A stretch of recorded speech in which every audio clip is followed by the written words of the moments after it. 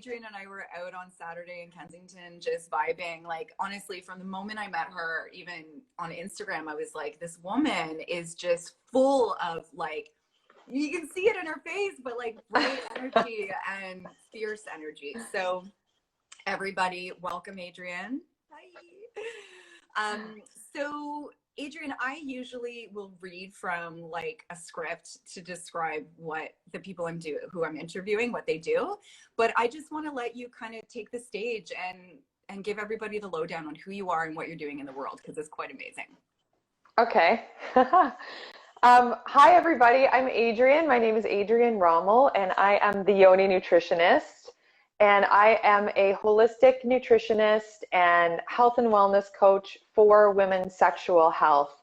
And I specialize in nutrition and wellness for vaginal health issues like chronic recurring issues like yeast infections, BV, UTIs, HPV, and STIs, especially herpes. Mm-hmm. And so I specialize in helping women heal these issues through nutrition and holistically through lifestyle and wellness practices. Mm-hmm. I don't know. I mean, I could go on to a launch, but that's a summary. I know. Of what I do. I know. That's a great summary. Yeah. And as I'm hearing you describe that, the thing that comes up for me is, what were people doing before you? Because you're so rare.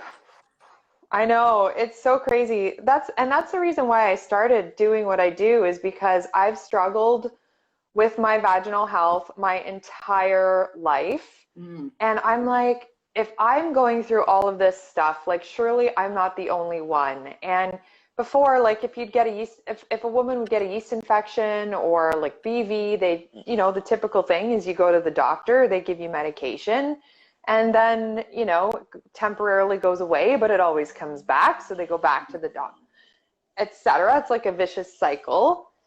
But you don't, like, Western medicine really hasn't taught us how important nutrition is to our vaginal health, especially when we experience chronic recurring issues. And just with my own health and my own experience and my own issues, I've done so much research. Like, I quit my corporate life of 15 years to go back to school to become a nutritionist in my mid-30s. And I've learned that you really are what you eat. And vaginal health is connected to the health of our guts, which is connected to literally everything we put in our mouths, pun intended. So, it's, a lot of people don't realize that. And a lot of people have like very common symptoms that you would never really think are that serious, but it's all connected to the health of our guts, to what's going on in our vaginas, or Yoni. Yoni is the Sanskrit word for women's reproductive system. I could have called myself the vagina nutritionist, but I'm like, that's not as friendly. So anyway, yeah. So diet is, nutrition, wellness, lifestyle, all of those, like, holistic understanding these issues from a holistic perspective is really important in terms of healing these issues and getting rid of these issues in the long term. Right. So what I've been thinking about since I met you is, the different types of PR, or what's the word I'm looking for? The stigmas that are attached to different diagnoses. So somebody walks into the doctor's office and they're like, oh, something's off with my yoni. Can you tell me what's up? And they're like, oh, okay, you have BV, or it's a yeast infection, or you have herpes, whatever the case is. Why is it that women are leaving those offices feeling a variety? There's like a spectrum of emotional responses to different diagnoses based on the PR that diagnosis has, or the stigma attached to it. And I think part of this female revolution that is happening, or that has been happening for decades, but it's pretty juicy right now, is for us to reclaim our power, not only in saying, no, I'm not subscribing to that. I'm not subscribing to society making me feel a certain way because I'm experiencing a health issue. right? So that's where I think I'm so interested in what you're doing, because not only are you teaching people, hey, this is how you could eat to optimize your vaginal health, but you're also attacking the stigmas. You're going after empowerment, self-love, language, boundaries, all of that stuff. So I would love to jump into that with you. What do you think this stigma is that's attached to, where does this come from? It really is because of our I'm going to throw out this term, but like generational conditioning, I think, Yeah. and the lack of awareness and education about this, because like as women, we're supposed to be perfect and clean and like nice girls, and like you don't fart, you don't you know what I mean? Like there's just so much Right. stigma around vaginal health in general for women, because that's what we've been brought up with. Like our periods are gross, like, oh, it's just, oh, you're PMSing, that's why, oh, you're hormonal, like, you know, like it's been so overlooked and undervalued. And that's why I do what I do, is to like normalize a lot of these things, because like, you know, when women have these vaginal health issues like BV, for example, there's a lot of shame around it because of the way it makes our yonis smell and taste. Yeah. And there's a lot of shame around that. And like the discharge, and even when we have yeast infections, and when we get herpes outbreaks and HPV, like there's so much shame because we just don't know enough information about it. It Yeah. hasn't really been talked about that much. And you wouldn't believe like how many women I hear say, oh, I've never been able to talk to anybody about this before, like barely even my doctor. And Wow. it's very, you know, alarming. Wow. It's sad. Like I've always been very open about talking about this stuff. I don't know. It's so sad that it's just still such a, there's still so much shame. There's still so much stigma around all of these vaginal health issues that are so normal and so common. Like half of the world's population are women, Mhm. and half the world's population have vaginas. And like why it's 2020, like we're dealing with a lot of shit this year. Like we should be able to talk about this now fairly openly, without being afraid, without thinking it's gross, without all of the stigmas that come along with it. So we as women and people who are experiencing these types of infections, we might adopt that mindset of, hey, there's nothing to be ashamed of here. You know, once they come and see you, they work with you, they get through the shame stuff, they learn, you know, the medical side of it and how to destigmatize it. But then when they go out in the world and they start dating, and they're like, hey, it's not a big deal, I just want to be able to be relaxed and comfortable in communicating about this. But they're met with somebody who doesn't have that same mindset. They're not open, they are still in shame, there is still stigma. So how do you coach women how to navigate communicating, holding their story, like honoring their story and their actual situation, while also protecting themselves from people who might hurt them when they Mm-hmm. are out there disclosing in the world? Oh, that's a really good question, because I've had lots of times. So I'll give you an example for me personally. Yeah. I think this is a good one. So I have herpes. I have genital herpes. I've had it for 17 years. Like I got it from my second boyfriend ever when I was 21. And it's been a non-issue for a lot of my life. It was an issue when I went back to school because my stress was just crazy. And now it's a non-issue for me because I'm managing it and handling it, and it's fine now, and I'm confident within myself that I'm taking good care of myself, etc. And I've had lots of times where I've disclosed that I have herpes to sexual partners before getting sexual with them. I've had times where I didn't disclose before, I disclosed after, and I've had times where I haven't disclosed at all, which I don't I don't usually promote, but Yeah. like in my journey of living with herpes, these have been my experiences. And I've had a pretty good response for the most part. Like some people have been like, okay, well, that's really common. Like, no big deal. Like, I've been with lots of girls who have had that. And I'm just like, oh my God, really? Right. But I've had some partners that have been like, okay, this is the first time that I'm coming across this. Like, how does it all work? Like my partner wanting more facts and information about transmission rates, etc. And it was just me doing some extra work with them to like reassure them and send them all the information that I can that shows them like, hey, we can still have a really happy and healthy and enjoyable sex life. But I have had partners, and I had an experience recently where they were like, nope, that's a deal breaker for me, and wouldn't even try to understand what, like the information and the facts to move forward. Like they just kind of shut down and that was it. Nope. And it was really frustrating personally for me because this is what I do. Like this is the work that I do. I educate people about this. Like I take really good care of myself. I handle it and like I know a lot about it. So I'm like, let's talk more about this. And they were just like, nope.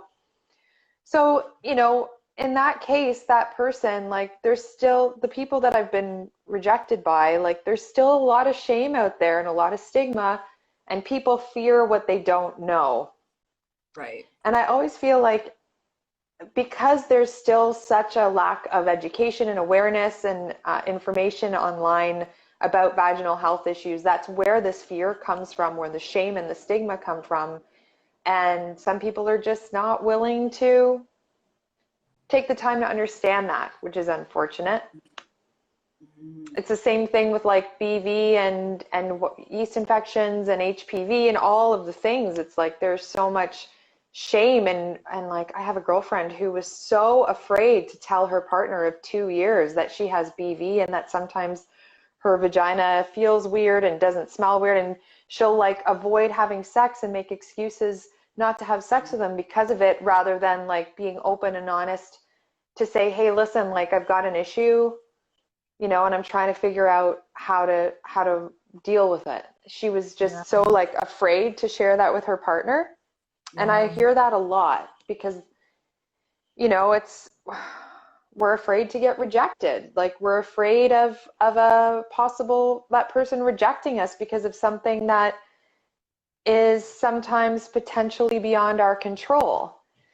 Right. But when you can like empower and inform yourself about the facts of the issue, like herpes or BV or whatever it is that you're HPV. experiencing, Yeah. if you can like inform yourself and empower yourself with the facts and learn how to take the best care of yourself Right. with it, that helps to um, and or like kind of it helps with the shame that we often hold within ourselves Mhm. because of Mhm. having these issues. And so like when you can learn how to manage it and handle it, Mhm. like when I really started doing the work that I'm doing and learning how about herpes and how to handle it and it's working, and I'm just like, I don't give a shit who says, I mean it hurts. The sting of the stigma hurts sometimes, but it's just like if they say no, it's their loss. Right. Right. So But like in empowering yourself and informing yourself of the information and the facts really helps to end that stigma within yourself, and it helps to build the confidence within yourself to be like, no, I know this is so common. I know this isn't a big deal. I know that I'm doing the best that I can to take care of myself with this. right. And if the person rejects me because of it, that says more about them than me. Right. Right. It's So still let's talk. hard though, It you is. know. And let's talk about that sting. Let's talk about the hardness. Like when I talk about trauma, I focus on trauma as the root of the way that I help my clients heal. And trauma being not high impact like concussions or car accidents or something, you're being rushed to the trauma unit. It's trauma has also varying grades of severity. And an emotional trauma can be just as negatively impactful to our brain and to our gut health and our vaginal health as, you know, a concussion. And that is because the brain will atrophy when it is in a constant state of shame or hypervigilance or rumination. So the diagnosis, when we have a society that is stigmatizing these different things based on, I don't know, we can walk out of the office and it, you know, some people commit suicide over a diagnosis like herpes. Some people just give up dating altogether, and it's our human right. I mean, I'm talking about human rights. It's our right to have a happy, healthy sexual connection with people. So how can we, as empowered women who are advocating for mental health and who are advocating to break the stigmas around different things, how can we change the conversation around STIs so that it is no longer traumatizing us over and over and over again? What does that look like on a sisterhood level, on a practitioner level? What do we need to be doing, babe? That's such a good question. Like for me, for example, a lot of the reason, where can I start? I have so many things Take to your say. time. The thing is with recurring vaginal health issues especially, there is a reason why they keep happening down there. There is a reason. It's always triggered. And most of the time it's triggered by stress.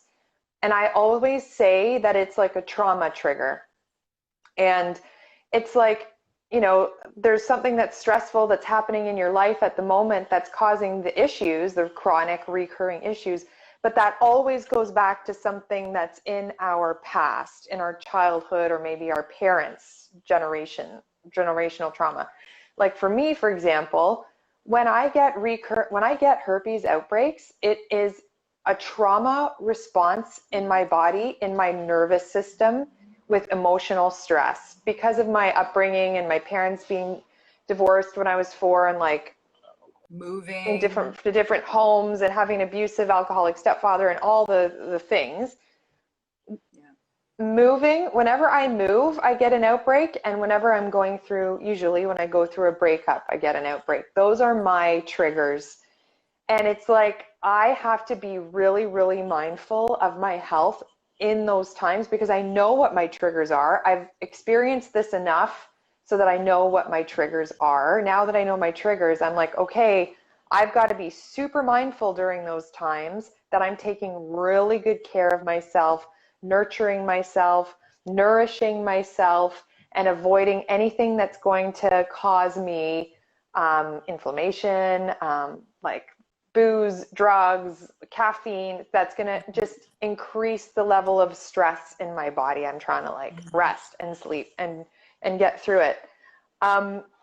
Your original question was like, how do we work towards like ending the stigma and shame, even like within our sisterhood, us as practitioners and people in general? It's just like talking about it, normalizing it, educating and informing about it, educating and informing our audience, educating and informing ourselves. Like I tell you, when I started doing the Yoni Nutritionist a year and a half ago, I decided that I was going to publicly disclose that I have herpes, and it was the scariest thing that I've ever done, but it was also the most liberating thing I've ever done. And after that, I was just like, I don't care. Like, sure, you know, getting rejected sucks, but I don't care anymore. Like I'm not going to be afraid of this anymore, and I'm going to become friends with it. And when it happens, see it as more of a friend and like kind of like a guiding light of my health, because when I know I have an outbreak, for example, or a vaginal health issue, I need to slow down.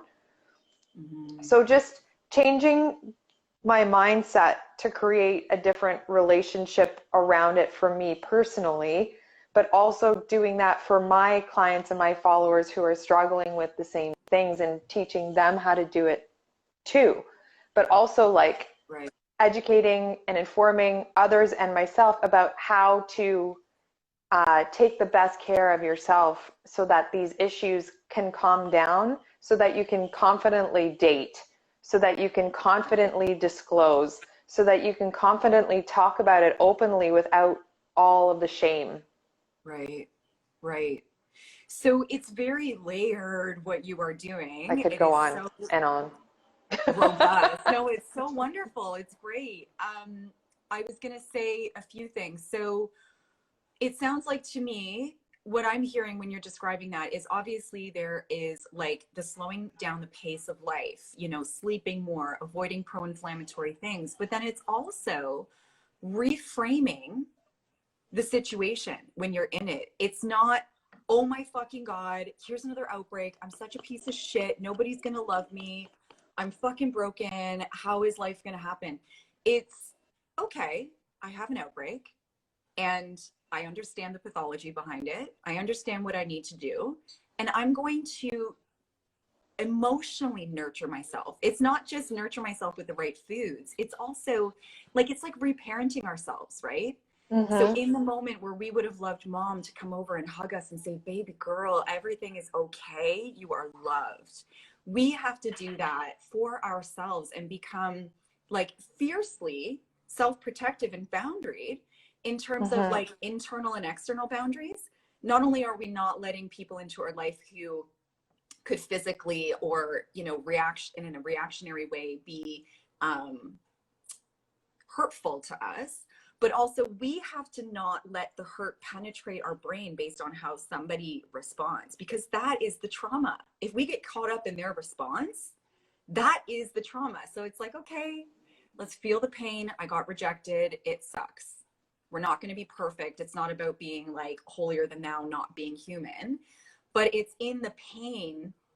Correct me if I'm wrong. This is what I'm getting from you. It's in the painful moments where we are self-loving and we're going, yeah, this is hard and I'm going to Mm-hmm. get through this and I'm just as worthy as before Yep. when I told them, right? Exactly. Exactly. And it really is hard if you get a rejection to remember that, because, you know, it's a lot of our ego is involved. But it's like for your own self, like, God, I used to get outbreaks and I used to have it used to cause me so much anxiety that it would almost like create and snowball into another outbreak. And it just is a vicious cycle. And it's just like, instead of me having that negative self-talk, I say, okay, this is my cue to slow down and take better care of myself. And it also has really changed my dating life, where I haven't been doing this much lately, but I tend to take more time now to get to know somebody and for them to get to know me and trust me and see me as more than somebody who has herpes, because I'm so much more than that. But some Right? people, because of the shame and the stigma, you know, they see that they learn that you have herpes and they think, oh, no, no, no. But like, if they really knew, if I gave them more time, Right. maybe they would think, I don't know. I mean, sometimes there's just no recipe. Like, I disclose to somebody on the first date because I feel like it's going to get hot fast, and they're like, okay. And I'm like, okay. Giddy But you up. know, I also try to be mindful of dating people who I know who are open-minded, and like getting to know them, taking some time, kind of reading the audience a little bit better. But again, sometimes there's just no recipe. But sometimes like the stigma is alive still in a lot of people, and you can't Yeah. really do much about that because it is their choice. It just is. It is just But life, right? I kind of just went off on a tangent. No, it's great. Tangents are welcome here. They are But it is like welcome. it, you know, sometimes these things kind of re-traumatize us, like when we have a rejection or when we have another problem or another, and it causes so much stress within ourselves. And it's just like, well, when am I, you know, we often play the victim because it's just like, well, when is this ever going to get better? When is this ever going to go away? When is this, you know, I've been there a lot, but it wasn't until like I've done the work within myself to understand, okay, I know my triggers. I know how this works. I know what I need to eat. I know what I need to avoid. I know the supplements I need to take. I know which people to date or not. Or it's, you know, Yeah. it's a learning process, but it's like when you get comfortable and confident within yourself, Yeah. it can help pull you out of that victim mentality into a more empowered place and be like, now I'm just like, fuck that guy. His Right? loss. It would have been the best sex of his life. He's missing out. Next. Bam, baby. Yeah. 100. 100. We have Yeah. to think about, when I was growing up, so people who follow me already know I had quite a lot of trauma growing up. And one way that I dealt with that trauma was to eat sugar and carbs. And I was like a pasta and dessert addict, a bread addict, all of the things. And I was having reoccurring candida yeast infections, reoccurring, like, oh my God, I was going to see a homeopath. I was doing colonics. I went on a cleanse. I was doing all of the things, but I wasn't addressing the trauma. And the trauma, that emotional root of the high stress, dealing with sugar as a coping mechanism, being in fight or flight all the time, which is chronically inflamed, which is shutting down digestion, all of the things, right? So then as we grow up and we start dating and having sex and doing all the things, as women in our 20s, it's like you're exposed to more things. So what I'm trying to get to is, when we look at the people who are most susceptible to infections, it's the people who are in a chronic state of fight or flight. Their immune system is hindered or muted, and their gut health isn't great. So we're not detoxing, we're not processing toxins properly. Our immune system is hindered. And infections are opportunistic, and it's a perfect environment for them to nestle in and feed off of our beautiful food and, create these symptoms. So my compassion and my empathy lies with women and men, any sex, who have a history of trauma or heightened periods of stress, and they're more susceptible to these infections. And then they get the diagnoses that have the stigmas attached to them, and they are like in a shitstorm of stress, which we just keep cycling and cycling through these issues.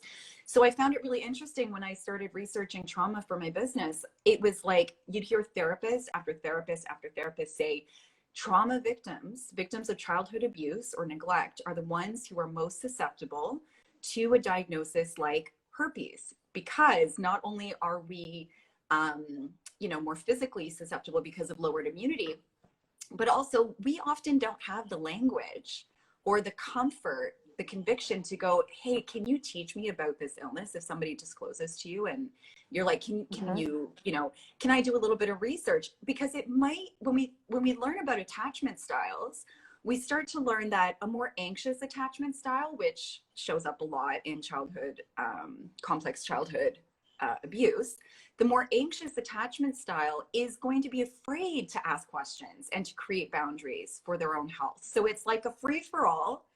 And then you're like, fuck, I really put myself in that situation, It's wild. You wouldn't believe how many women I get coming to me saying, I should have known better. I should have known better. And sometimes, it happens when we least, we don't know that. I mean, so many times that happens. So many people don't know that they have it or whatever, but like learning that we have these chronic issues like herpes or yeast infections, candida, BV, all of the shameful things, it can re-traumatize our brain, our nervous system, and then we just kind of avoid it. Right. Pretend it doesn't exist because it's too painful. It's too painful to understand. It's too painful to go there because it just has triggered this trauma. And like I've researched a lot of Louise Hay and how emotions and emotional stress is stored in the body, and what illness or disease means on an energetic and emotional trauma level. And for example, with candida, it is often, I'm not going to say victims, but like people who struggle with candida often struggle with like low self-worth, being overwhelmed and overworked, not feeling good enough, and never feeling like anything that they do is right. Oh God, there's a list. I wish I had that handy right now. But That's okay. it's it's really, really interesting to notice like the emotional connection to some of these diseases. It's the same thing too with herpes or any other vaginal health issue.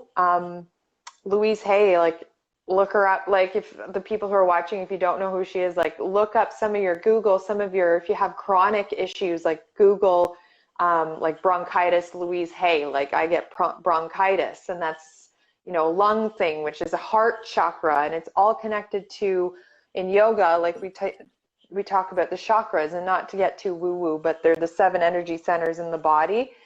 And when I studied, you know, yoga teacher training and holistic nutrition, I learned a lot about this. And often when we have chronic vaginal health issues, it's our bottom 3 chakras that are blocked. And understanding what those mean and what they are and what the symptoms are of those 3 blocked chakras, I'm just like, whoa. Like the root, for example, is like you don't feel safe, you don't feel secure, you don't feel grounded. And that's why I feel like that is when I get a herpes outbreak. So it's like, whoa. Right. It's like this trauma is energetically stored in my body. Exactly. It's so, and this is why I keep having these issues. It's the same thing with your candida, same thing with my candida. It's the same thing with BV, and you know, oh, it's just so interesting how it's all connected. Yeah. And that's, you know, in my practice, I specialize in chronic infectious disease, not only, you know, STIs, obviously, but, you know, different infections in the gut. And one thing that I've been learning this past year from Dr. Matheson in Ottawa is the pathogens that exist in the body, they are creating neurochemicals that feed our brain. So when we are looking at this cycle of having pathogens that are being not dealt with because maybe we're too shameful to even Google search how to naturally deal with herpes, right? Like somebody might be just so scared to do that. And then that's eventually, over years of being untreated, it's eventually going to trigger mood disorders, mood dysregulation, you know, quote unquote mental illnesses. And the other day I was talking to my doctor and I said, hey, listen, I have my chronic infectious disease doctor, Dr. Matheson. And I said, you know, it was amazing. I went in to see her with my nephew who's 10 years old, 11 years old, and he has autism. And he had this tic that was progressively getting worse and worse.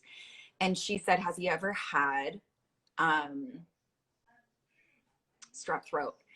And my sister said, yeah, he had it really bad a few times. And she said, okay, current research is showing that strep partnered with EMFs and GMOs in food are creating a condition called pandas or PANS in children, where it creates these tics.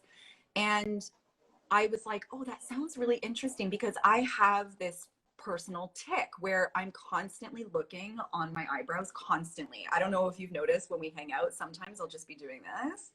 And if I feel something, I don't care what my deadline is or what my work is, I have to get those hairs out. This has been going on for so long and it's so frequent that I asked her, I said, what is that? Is that something related to the pathogens? Because I'm dealing with a mold infection. And she said 100%. It's strep and candida. So we need to get you on ADP. We need to do, you know, an antimicrobial. We need to start to reduce the pathogenic load in that way, because it will present, it irritates the nervous system. It suppresses immunity. It changes our DNA response.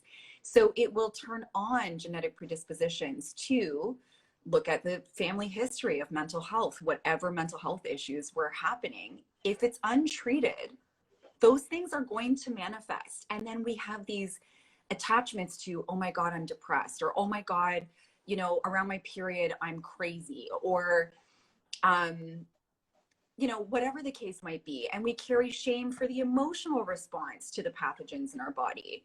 And, you know, really, how would you say for somebody who has had chronic infections in different ways, let's say it's candida, herpes, BV, all of the things, how do we get them to really look at it through the medical lens? This is a pathogenic load that needs to be reduced so that my health can be expressed optimally, both mentally and physically? Is it taking one of your courses? I know you offer a few courses online for people to understand Candida, understand BV.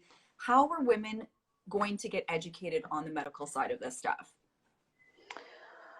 Well, the medical side, it's kind of hard because it's like, you know, I also believe in medication, in treating a temporary issue to get relief.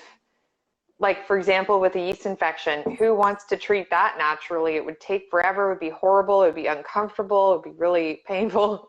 Right. So I believe that, you know, taking care of the short term sometimes is necessary with antifungals, antibiotics, even though I hate it. But it's in combination with understanding what diet, because all of these things are connected to the health of our gut. Mm-hmm. So our gut is the home of our immune system, of our nervous system, of our endocrine system, which is responsible for our hormones. And oh God, what else? What am I missing?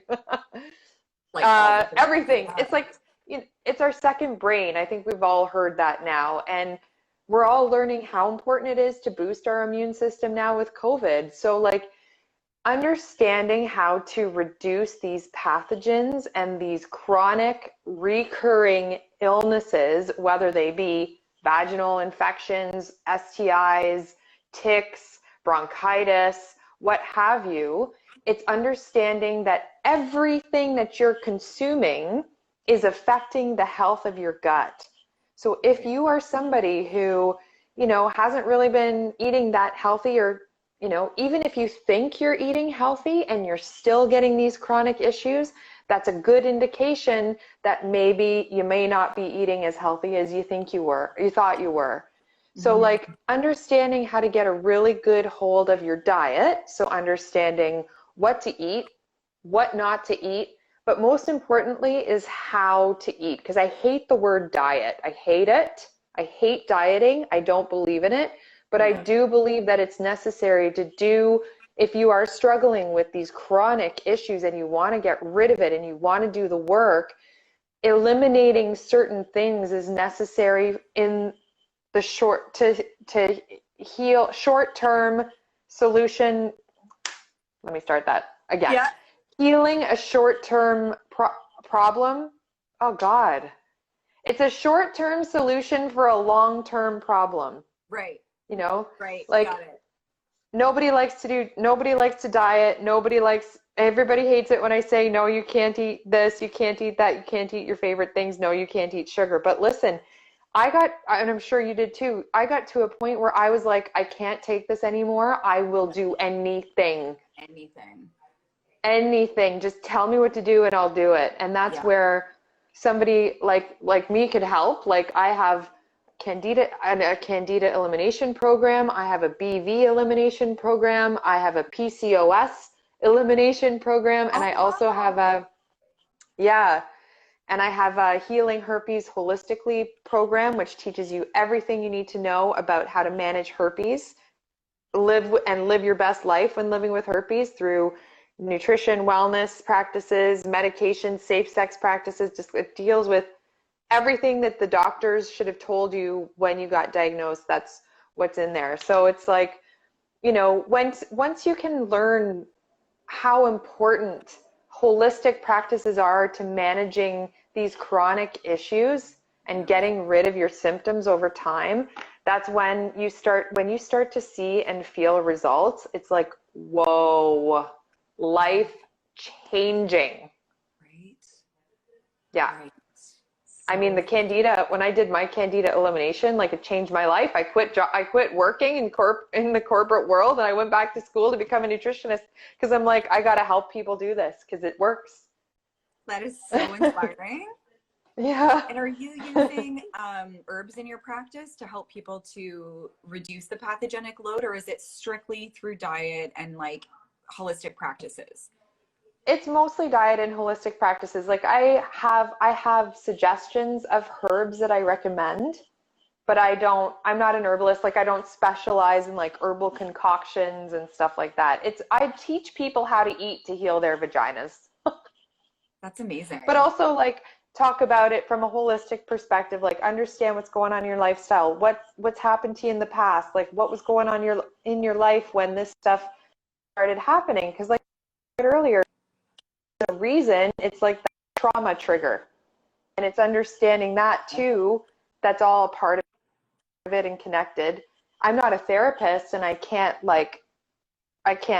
act as a therapist. I can only give people advice based on my personal experience and my experience of working with others. And I can say, well, you know, I'm not really familiar with somatic healing, but I know Cassandra who is, and you know. Right. Right. So Yeah. yeah. One thing when I first checked out your page, what that really stood out to me was that you have such an approachable energy in terms of like the way that you open up and you hold space and you create an environment for somebody to feel heard. You say like, hey, if you need to chat, call me. Because it's really fucking serious how people take on these diagnoses and the shame, the societal shame. It really Mm-hmm. affects people. And you're there to, yeah, you're saying, I'm not a therapist, but I can empathize and I can refer out and I can help to normalize it. Because the thing that I'm learning, or that I've learned through Yeah. trauma, is that we self-regulate through co-regulation. So there can be a ton of healing for somebody to just have a conversation with you and be heard and not judged, and for you to normalize it through your tone of voice and your empathy. That conversation in itself can be so healing for somebody who is like, how am I going to do life, right? Mm-hmm. Pretty rad. Yeah. It's so It's good. And I have lots of ways that I can help them, you know, work through these chronic issues so that they can come out on the other side empowered with knowing that they're doing the best that they can to heal themselves. And that's just like one step closer towards ending the shame with these issues right. Because calm and empowered and is, stigma. and stigma, yeah, fuck stigma.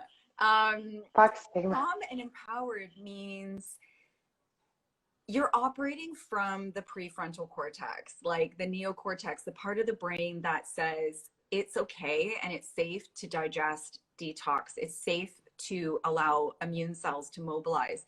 We want to be in that calm, safe, and empowered mental state because the brain is always listening. The nervous system is always listening to where we're at energetically, and it's going to respond. So the more that we can break these cycles of shame around any medical diagnoses, like why does Alzheimer's get a different response than cancer? Why does herpes get a different response than candida? It's fucking ridiculous. Everybody deserves Yep. compassion and health and healing, right? Totally. Totally. What was I So just going to say? Oh, I was just, yeah, bring it. you know, when we're as trauma survivors, like I also am a trauma survivor. Like I wake up sometimes and I am in full on fight or flight as soon as I wake up. I have a hard time sleeping, like and when we experience the shame, when we have an issue, you know, or chronic issues, that can trigger a lot of that fight or flight. So our body is just never constantly able to relax. Yeah. So, you know, it's really, really hard. It's really, really hard to get out of that spiral when you're in it. It's really tough to get Yeah. out. But that's where like people like us can help you get through that because we've been there and we know the solutions that will work and help. We have the strategies. Yeah. One thing that I'm thinking of as I'm hearing your story of waking up and being in fight or flight, not being able to sleep, is Dr. Stephen Porges' work on heart rate variability. And you know, what he's doing to help trauma victims understand the polyvagal theory and to be able to identify which state they're in, whether they're in fight or flight, they're in dorsal vagal, more depressed, disassociated, collapsed, or they're in a ventral vagal state, which is ideal when we're safe and empowered and calm. And he teaches us how to use our heart rate as a way to navigate how is my immune system functioning right now? How is my digestion functioning right now? What do I need to do? What practices, breathing, grounding, meditation, walking, reaching out to somebody you trust to bring and regulate that heart rate to a more health promoting place, right? Like there are strategies out there to manipulate and nurture the nervous system for our benefit, right? And it comes in all of the ways, the talk therapy, the Yoni nutritionist, the trauma therapy. It's like developing a toolbox to manage the symptoms of life that come up, right? Yeah. We got some questions. Strengthening the muscle. Yeah, Yeah. exactly. Are you down to answer some questions? Yes. Okay. So, Tara Kiki, I love that handle. Tara Kiki, I don't know if I'm saying it right. She says, so how does one clear the energy blocks and clear the chakras? And they also, I don't know if it's a she, but they also said, does dating always mean having sex or orgasm and exploring your sexuality with others? So the how to know if you have an energy block. Well, it's good to understand, first of all, if you have a chronic health issue, where in the body it is. Like I know where mine are. Mine's in my vagina and my lungs. Okay. And then it's, so I could go off on this, and this would be another talk because I could talk about this for another hour. But I'd invite you to just take a look and do some research, even look through my Instagram, because I've talked about it on my Instagram, is understanding the chakras, the basics of the 7 chakras and what they all are and what they, regions of the body they are and what organs in the body they are associated with, and what are some of the symptoms of that chakra being blocked. And that will help you understand more about that without me going off on a tangent, because we'll be here for another hour. Yeah. The dating, does that always include sex? No. Short answer. No. Yeah. Sometimes, it depends on hot and heavy you want to get or where you're at in your life. But no, like I really try to slow things down in my dating life and try to spend more time with somebody. But like I just used in my example, I went on a couple of dates with this guy who I disclosed to and rejected me. But I went on one date with this one guy who I knew it was going to get hot and heavy fast, and talked and told him, and he was fine with it. So there's really no recipe, but I usually try to pick up on cues. Okay, how open is this person going to be? Like, how open-minded are they? How old are they? How much experience do they have? Like, how open they are, like what's their energy like? How safe do I feel with them? But I got it wrong. I was dating that one guy that I felt super safe with, and right. Yeah. There's no recipe. Yeah. Good answer.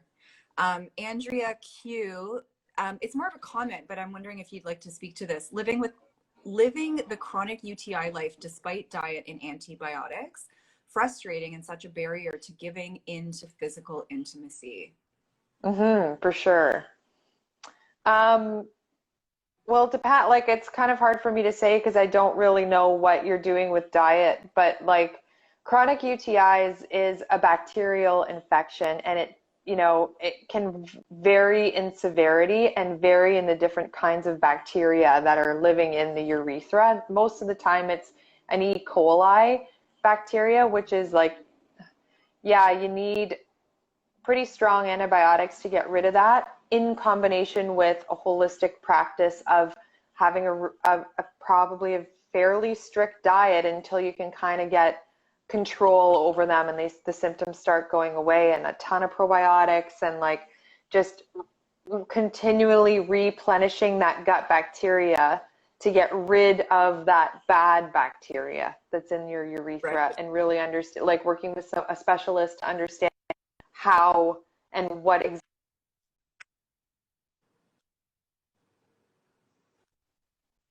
Especially if you're on rounds of antibiotics, like you got to know antibiotics just wipe everything out, good and bad bacteria. Like, again, sometimes we need the antibiotics because sometimes we just can't heal it on our own, but we need them. We need that in combination with a fairly strict holistic healing practice, including diet, nutrition, specific supplements that are helpful for UTIs and Yeah. wellness practices. Mm-hmm. But yeah, And I like, love, no, go ahead. I was just going to say, like, a lot of these issues, these chronic vaginal health issues like UTIs, like BV, like yeast infections, herpes outbreaks, HPV, all the things, um, they have a huge negative impact on our sexuality. And I always say that the source of our feminine power is connected to our sexuality and our sensuality. Like, personally, I know that when I have a yeast infection or a herpes outbreak, I am down in the dumps. When my Yoni isn't healthy or happy, I'm not healthy or happy. But when she is happy and healthy, I'm like magnetic, and I'm like I'm just a sassy bitch. Right? As you should be. You know, I'm That's confident and I'm radiating good vibes, and like people are attracted to me. But when I have a vaginal health issue, I'm like, wah, wah. right. And I know a lot of women feel the same. Definitely. Yeah. Definitely. We have another question from Bracken J. Says, hey, Dr. Jerome over at WSU removed 90% of herpes from mice. Can we talk about that? Let's talk about, like, how are you for time? I know we're about 5 minutes to 2. Are you okay to go over Oh, now, I'm or do good. you want to wrap it up? Okay. That I can't speak about because I have absolutely no idea about that. But what I know is herpes is a virus that is incurable. There is no cure for herpes. People ask me this all the time. Is there ever going to be a cure for herpes? Is there ever going to be a vaccine for herpes? I have no idea. I don't study that stuff. That stuff is way beyond my control. What I can control is my health and teaching people how to manage their health too. So I can't really comment on that. I don't know enough. I don't know anything about that. But I know that herpes is incurable, unfortunately. It's the same with HPV. These viruses lay in our nervous system for life. But, you know, like when you kind of think about the pathology of a common cold, like most of us get a cold a couple times a year. The cold is not a lifelong virus, but it's very similar in that way to herpes. Right. When we live with herpes, we can get an outbreak a couple times a year or not. Right. It just depends on the health of our immune system, of our overall health, of how much we manage our stress, like what's going on in our lives, like how good we take care of ourselves. Right. Because we can't get too attached to the cure label, right? No. Like, we are incredible hosts. We have evolved over millions of years with these viruses, with these pathogens, and we coexist. And it's just about finding that microbial balance where our own health supporting microbes are plentiful enough to keep the pathogens at bay. It's not that we're eliminating them. Just like my story about my nephew with pandas, you know, when you get something like, I keep thinking of the EB, Epstein-Barr virus, the strep. And, you know, 10 years later, you can develop an autoimmune condition like pandas because the strep virus is still in our bodies. So no, we don't have strep anymore. We don't have the actual pain and symptoms of it, but it is still affecting our immune system and nervous system because we are great hosts, and pathogens love. They're incredibly intelligent. They've been here longer than we have. They fucking know what to do to stay alive. It's something to marvel at, I think, versus anything else. Is as hi Tar. She is just such an incredible woman who's taught me so much in the short time that I've known her. But she, you know, really advocates for human rights in general, but she's a conflict journalist, spent 10 years in Iraq covering the war. And she's, you know, a feminist, and she is just incredible. So the way that she researches, you know, healing from addiction, from trauma, all of this stuff. She just introduced me to the concept of maternal ways of addressing addiction versus matriarchal versus patriarchal. So the patriarchal model is kind of wrapped up in the 12 steps. It's about abstinence. It's about being sober. You're either an addict or you're not. A lot of labeling and diagnoses and a lot of stigma, where the more matriarchal way of looking at healing from addictions and trauma is to nurture ourselves, and to, in every moment where shame might come up, oh, I had a drink, I'm fucking up, I'm no longer sober, I have to start at day one.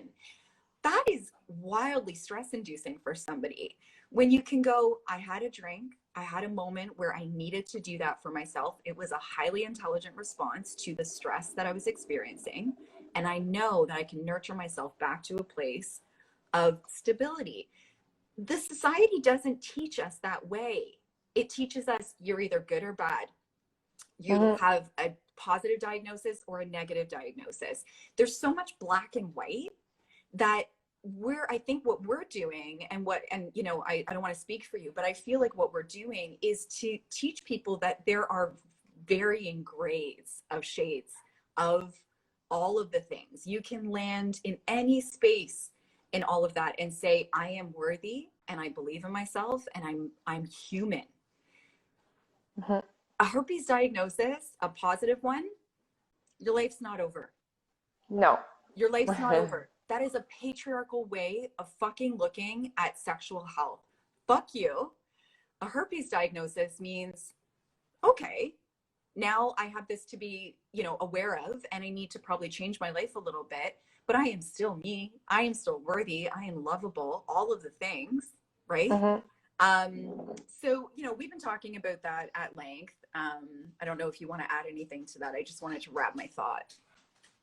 Yeah, it's just kind of like along the lines of what we were saying before. You can either, you have a choice, you know, it's either you have an outbreak or you have a vaginal health issue, and then you go down this shame spiral, and it's, you know, you have that choice, or you could look at it and think, you know what, okay, what is this trying to show me? What is this trying to teach me? So, you know, the shame spiral being the patriarchal way of like just automatically thinking I'm a terrible person. Why is this happening to me? Oh my God, I shouldn't have made that decision. I shouldn't have slept with this person. I should have been more caught, blah, blah, blah.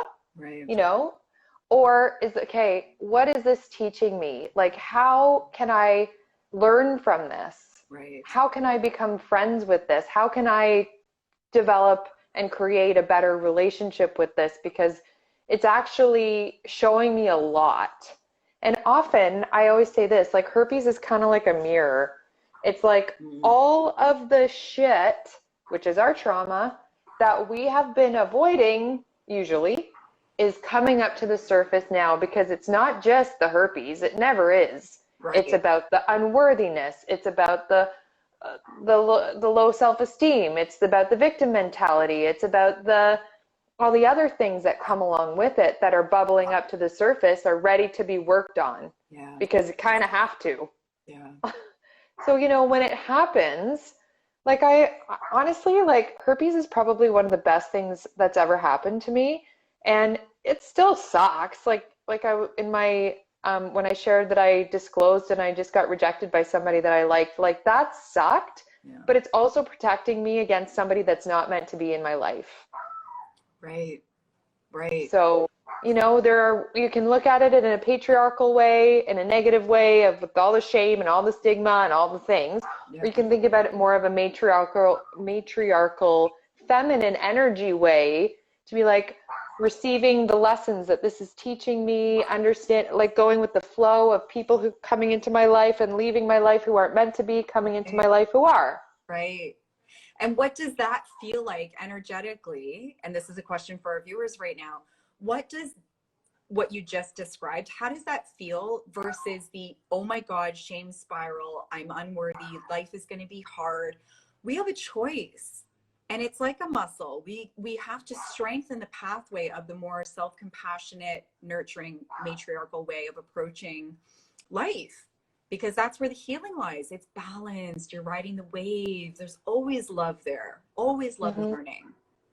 Versus, I'm going to like cut myself off from life, which is fuck no. You're a human being. This is your right to live.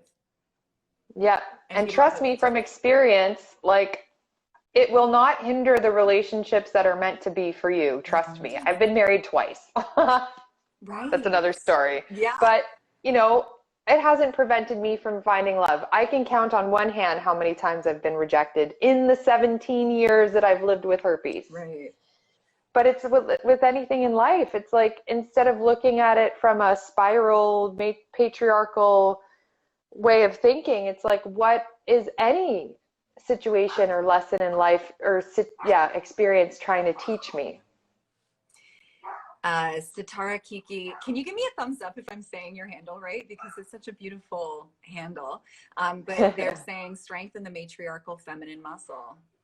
They're really feeling what we're putting down. Putting down. That's so good. You know, like, feminine empowerment is just like on the rise, you know, these days. And just, it's so true. It's the same thing with our periods and understanding how, like, our cycles and living,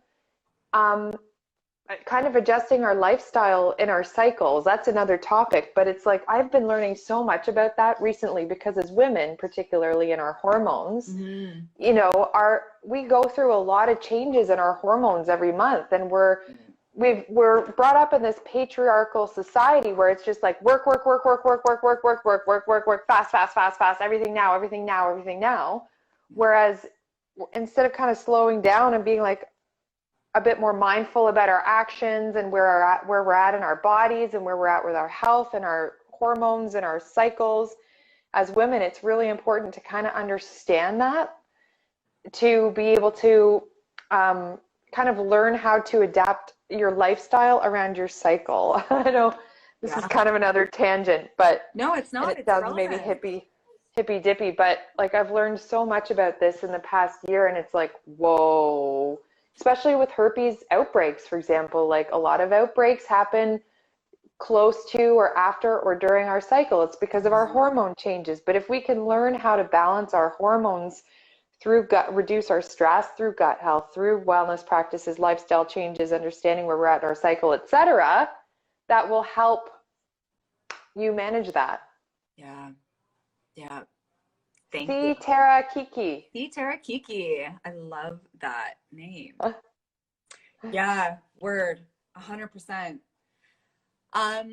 So what do you think? Let's open up the floor. It looks like everybody that was with us previously is back. Let's open the floor to some more questions. We have one from somebody here saying, I already have 3 young daughters and feeling like no one will take me with this added to my resume. Oof. No one will take you with what added to your resume? I'm assuming herpes, but she didn't say. She just said, I already have 3 young daughters and feel like no one will accept me with I was like, what? You're applying for jobs and you're putting herpes on your resume? Okay, I get it. I understand what you mean. Listen, like, there are lots of situations in life that are worse than having herpes. Like, herpes is at the bottom of the totem pole of worry. And like, look at what's going on in the world nowadays. Like, that is bigger than a minor skin condition. And so, like, if you have that mindset of who's going to love me with herpes and 3 kids, well, you have to change. Of course, nobody's going to love you if you have that mindset. You have to learn how to empower yourself to change your mindset and change your thoughts about this and be like, I'm a mother of fucking 3.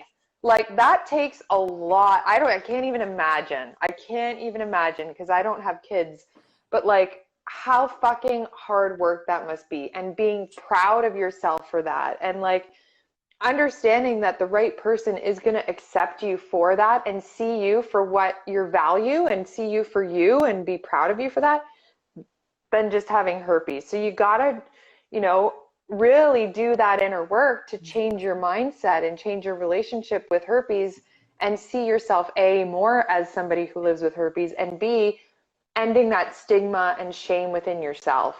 Yeah. Because that's the only way to move forward with it. That, and you're going to attract the people that are meant to be in your life. Yeah. It's hard work though. Like, it's easier said than done. I can say it, but I've gone through it and I've done the work and I've come out the other side, and I know it works. I mean, yeah, I just got rejected, but it happens. Yeah. You know.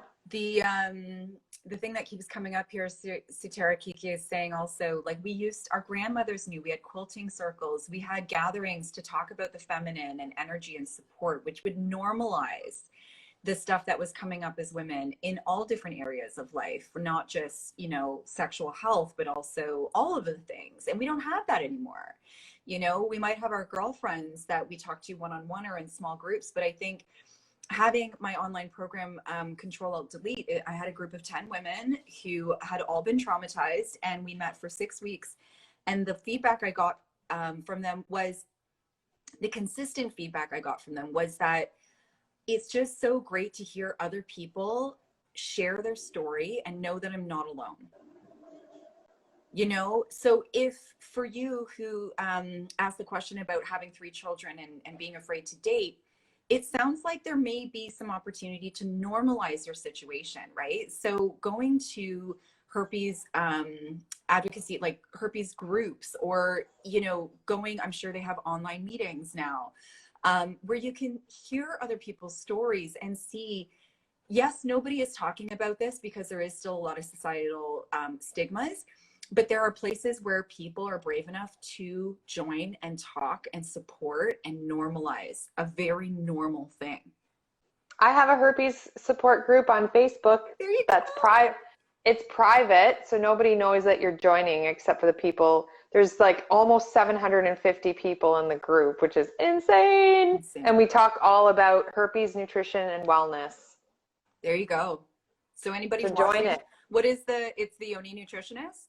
It's called, yeah, and it's called Herpes Nutrition and Support. There you go. On Facebook. You know, this is such amazing. You know, when I was doing my NLP certification, my coach said to me, how you do anything is how you do everything. So it's not at all to have shame around your question, you sweet, lovely woman who reached out to ask that question. It's not about being like, oh, you're wrong for asking that question. It's not about that. But it's looking at the language and the mindset. Of course, you're going to feel like that in today's society. Who knows when you got separated, but there's a lot of emotion in being a mother of 3 and being separated and having a positive diagnosis in a society that is like wildly critical of being human. So I think the power and the strength is in changing the totality of your mindset, not just who's going to love me, but seeing where else is that mindset showing up in your life. And 100%. You keep saying the work, right, Adrienne? You're like, I did the work. So the work looks different for everybody, but what is the work? What would you say the work is? Yeah, it's interesting. Like I always say, the only way out is through. And it's by, like you just said, and this is what I say to clients too. It's like, okay, understanding the feelings that are coming up for you and where they affect other aspects of your life. Like, I was working with a client once with herpes, and she was telling me, I'm so afraid of what people are going to think of me. I live in a small community. She was from Jamaica, living in a small community in Jamaica. I'm so worried that people are going to judge me. I'm like, well, where's that feeling coming from? Like, when did that start for you? And she's like, well, you know, like, it started from when I was a kid. And then she started talking more about the situation. And I'm not a therapist, so I could only like take her so far, but helping her to understand what those triggers really are, and then kind of guiding her to be like, well, maybe you can do this and this to do the work. So like talk therapy, like trauma therapy, like um, It's the usually talk NLP, therapy, like, right? yeah, yeah.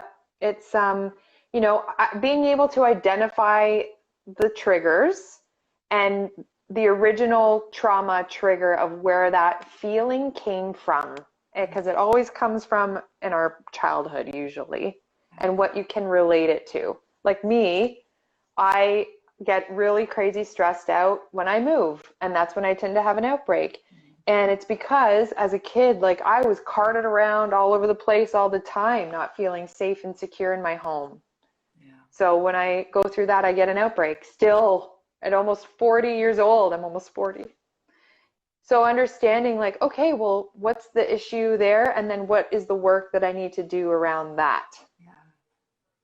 Yeah. to heal that? And it changes. It depends on the person. Like I've done plant medicine, I've done silent retreats, I've done all kinds of spiritual practices. Now I'm working with, been in talk therapy for 5 years, and now I'm working with another therapist that's going to do some somatic therapy.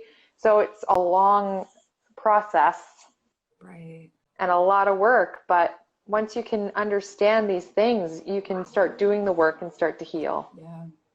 Because the brain is plastic. So the state that you're in right now is not the state that you'll end up in at the end of an investigative journey.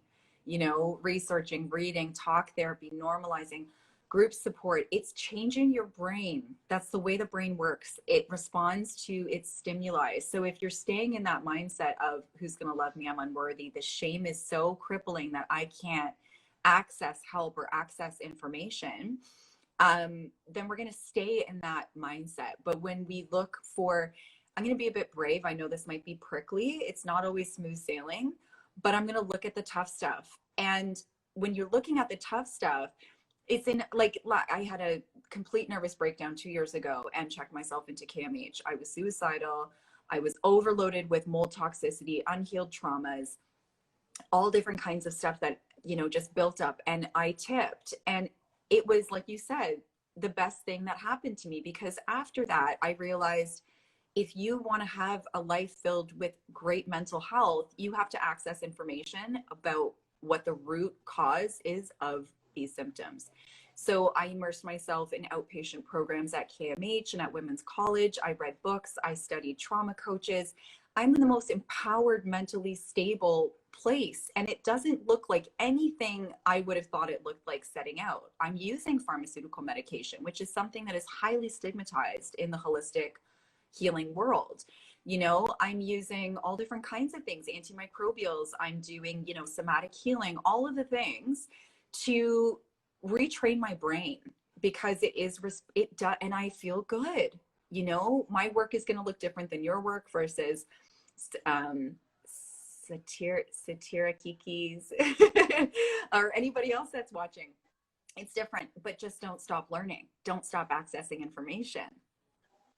Yeah, it's the same thing, like I gained a little bit of weight this winter, but I felt super self-conscious about it. But, it wasn't until I made the decision to go back to the gym and start working out again did I notice results and my health started to improve and I started losing weight again. But, there's a really big like hump to kind of, it's very intimidating to do the work, because you kind of sometimes you just don't know where to start, and starting is really hard, and it's scary. But once you get over that hump to actually get into it and do the work, and you build your momentum and you're learning and you're doing and you're feeling different, it it's life changing.